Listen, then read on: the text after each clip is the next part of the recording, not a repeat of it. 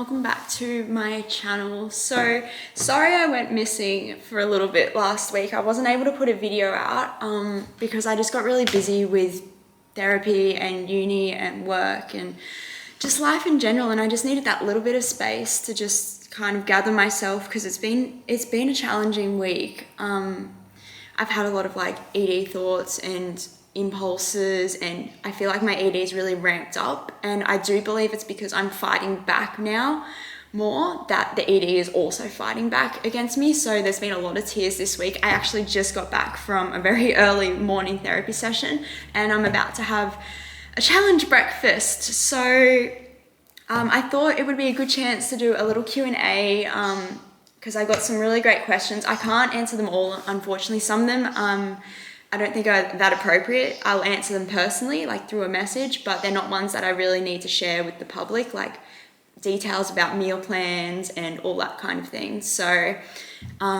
yeah, so I'm really nervous about this breakfast. I've only challenged it once before, and I haven't challenged this particular one. I bought it at the cafe that's next to where my therapy sessions are, and so it's okay, you can do it.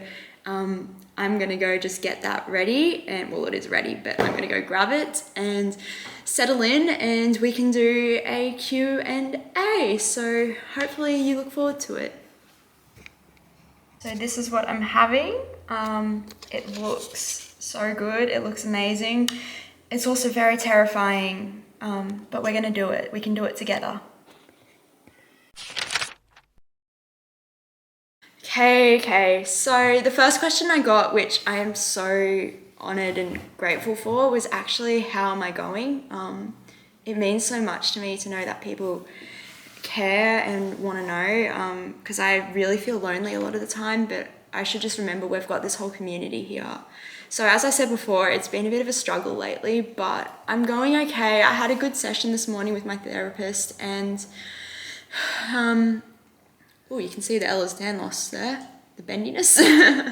And my recovery it's going slow, but it's going along. Like, it's trending the way that they want it to. I'm slowly learning to adapt to weight gain, which I know logically, like, people probably can't see the weight gain, but I'm convinced in my head that I can see it and that I'm huge. Like, we all have that horrible body dysmorphia, but every meal, every bite, every step I take each day brings me one step closer to recovery, brings me one step closer to having a baby. So in saying that, let's have the first bite of this apple crumble bircher.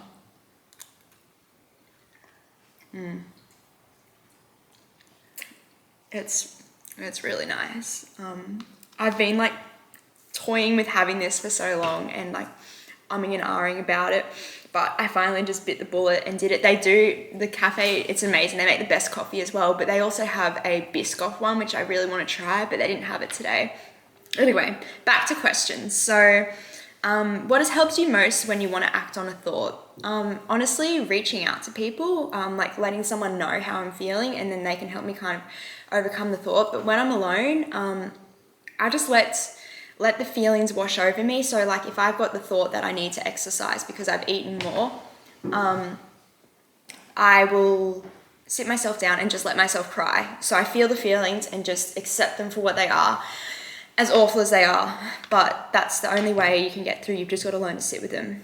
So do I have a meal plan? I do. And of course, meal plans are just seen as a minimum. I can have more than what my meal plan specifies, but I do follow one. So at the moment, my variety isn't that great, but I can say that we're slowly getting there. Like, it's definitely enough for me to gain weight, even if it is really slow.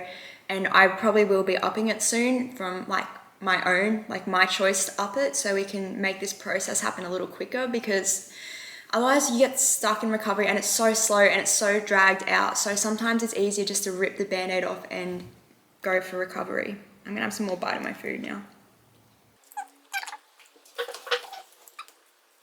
So, do I have any pets? I have a budgie. She is beautiful green and yellow budgie.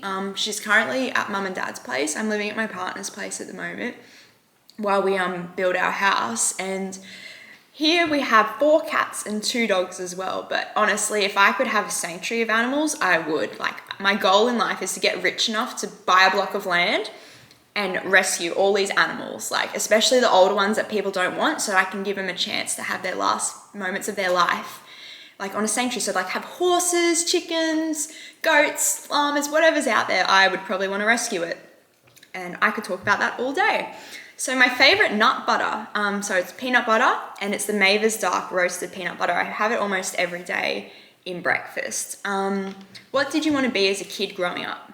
Well, there was a lot of things. A lot of them was being things like a vet, something to do with animals. I wanted to be professional horse rider. I wanted to be an actor because I'm very dramatic and out there. And I like performing, if you didn't pick that up already. Yeah, lots of different things. But at the moment, I'm being really drawn to equine therapy. Like, I could see myself being an equine therapist when I've recovered for eating disorders. I just think it would combine my love for animals, but also my love for helping people and people get through this. So like, I don't know, that's kind of where I'm heading at the moment. So what is my favorite chocolate flavor? My chocolate at work at Noosa Chocolate Factory, the smashed strawberry is my favorite that I've tried so far. So there might be more. My favorite distractions to get me through recovery. So journaling is a really big one for me. Talking on the phone, so I annoy mum a lot by calling her when I'm a bit distressed, and I'm grateful that she picks up and puts up with me when I'm having a moment. I call my partner sometimes. I talk to my friends. Like, I think it's hard because you feel like you need to go through this alone and you don't want to burden anyone, but people do want to help you because they want to see you get better. So don't be afraid to reach out because people will help. So I'm going to keep eating for a little bit and I'll answer some more in a minute.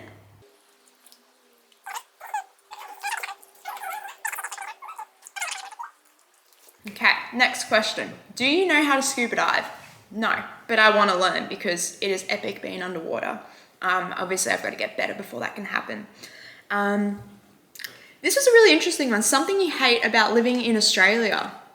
I think it's the fact we can travel within our, like, it takes so long to travel within our own country. Like, it takes 5 hours to fly to Western Australia and we haven't even left the country. Whereas if you're in like Europe or something, it takes like one train ride and you're in another country. So I think it's just the distance between everything can be a bit disheartening because it's quite expensive to travel as well in Australia.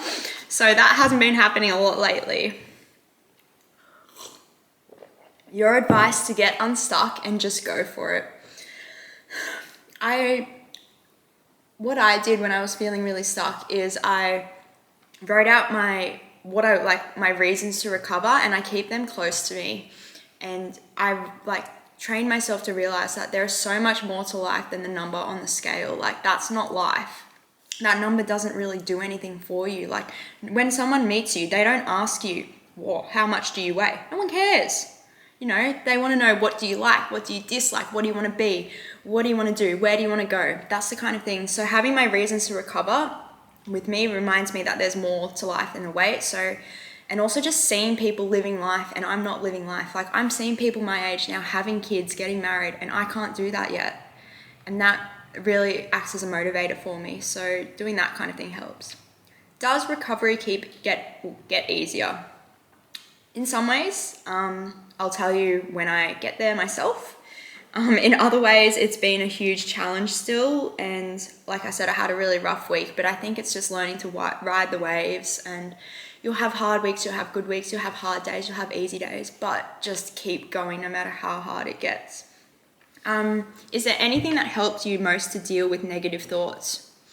Again, talking to someone and helping rationalize those thoughts has been really helpful. I have a really good treatment team who I talk to every week as well. I have a really supportive family and there's a lot of them. So when one person gets sick of me, they can pass me on to the next person.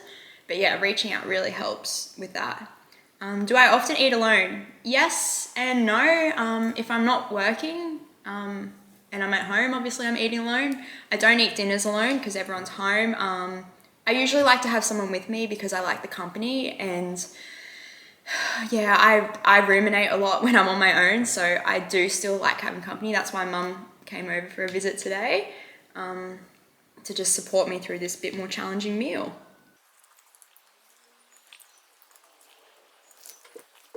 I thought this question was quite funny. So it is, am I vocal about my thoughts when I eat in real life?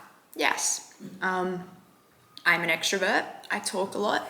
And yeah, I do actually talk to myself a lot, like, I can do this, or I effing hate this, or I don't know, it just helps me get the emotion out when I talk loud. So yes, I do talk to myself when I eat. This is actually really nice as well. But I'm going to keep going with questions because the ED thoughts are starting to creep in to make me feel guilty, but I need to have a few more bites first.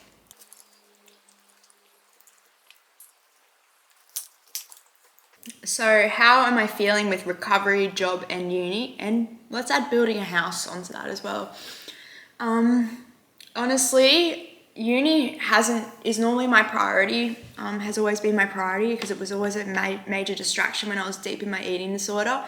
But I'm trying to prioritize my recovery over everything else, and then I've got to prioritize work next because I need money to live, obviously.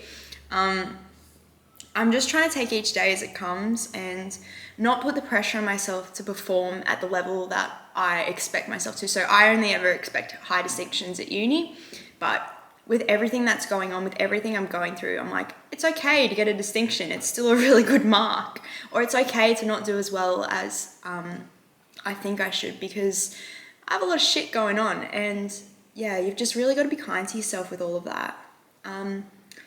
Do you think that there is a set point? I don't. I think there is a set range. So I don't think there's one weight that we get to and it's just everything's okay and we stay at that range, that number. I do believe there's a range because we do fluctuate, like up to 2 kilograms a day. People can fluctuate in weight just from fluids and food and just general body processes. So I think there's a set range, and when you hit that range and your body's happy and that's where you need to be, and I think the hardest part in recovery is obviously not knowing where that point is, where that range is. So that's something I'm really trying to learn to accept needs to happen. I need to get to my set range and accept that I don't have any control over where that is. Tips to eating intuitively. I don't have any because I don't eat intuitively yet. I still pretty much eat on the clock. My hunger signals still aren't really functioning yet, and I don't get hungry. I don't really crave much. I might crave Biscoff or something every now and then, but I would not trust my intuitive eating habits at the moment, so I don't know much about that. All-time favorite dessert. There's this really good ice cream, this Weiss dark chocolate and raspberry ice cream, and it is amazing. The dark chocolate in it is amazing. I have it a fair bit as part of my supper, so I reckon if you get a chance to try it, it is really good, and it's obviously vegan. How do you let a meal being late not affect later meals? I basically just try and get back straight onto routine. Like breakfast today was actually really late because I have my appointment, but it's not going to stop. I'm not going to push my other meals later. I know I might feel a bit fuller, and I probably definitely won't feel hungry for when the next meal comes around, but if you just get yourself back on track, so even if you have your snack at 11 and then lunch is at 12, that's okay. You just get yourself back on track for the rest of the day. So I'm gonna eat some more.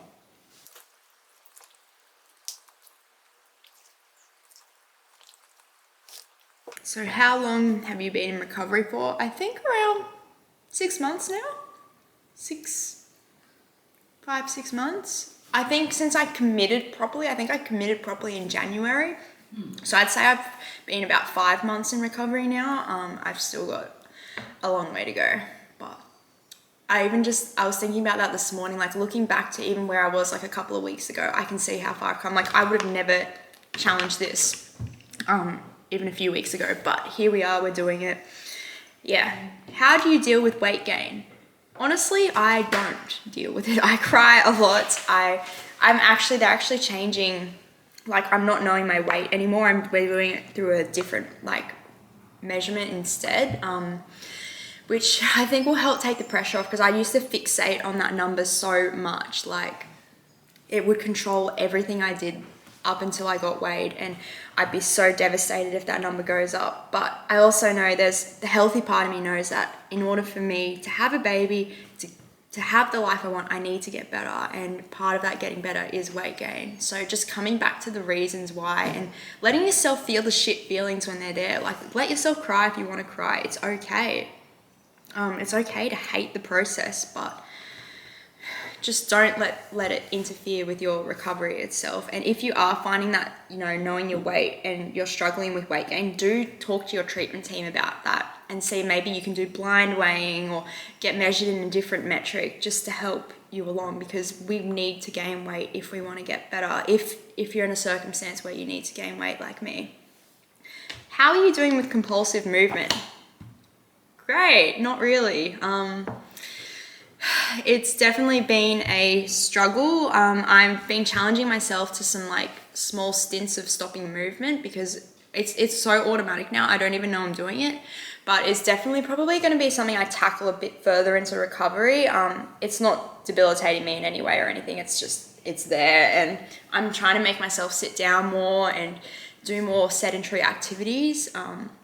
But it is definitely going to be an uphill battle. I actually feel like it'll be harder than the food part, to be honest. So yeah. So probably my last question here is my dream job.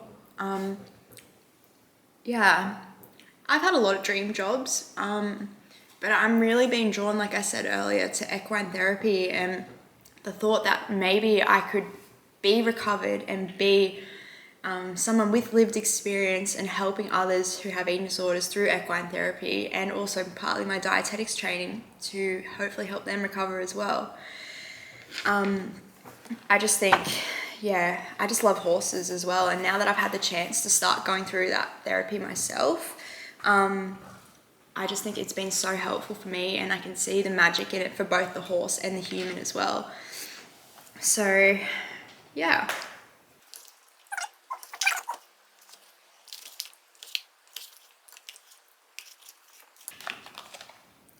Done and done. So I know it wasn't the most exciting video, but it was just what I felt up to doing this week, doing a Q&A. So I hope you've enjoyed it. I hope you got to have a snack or a meal with me, and the guilt and my thoughts are kicking in right now, but it's okay because there's more to life than that number on the scale, and I'm just going to keep reminding myself of that today. So I hope you have a good day. I hope that you be kind to yourself, and I will see you in the next video, hopefully another challenge video.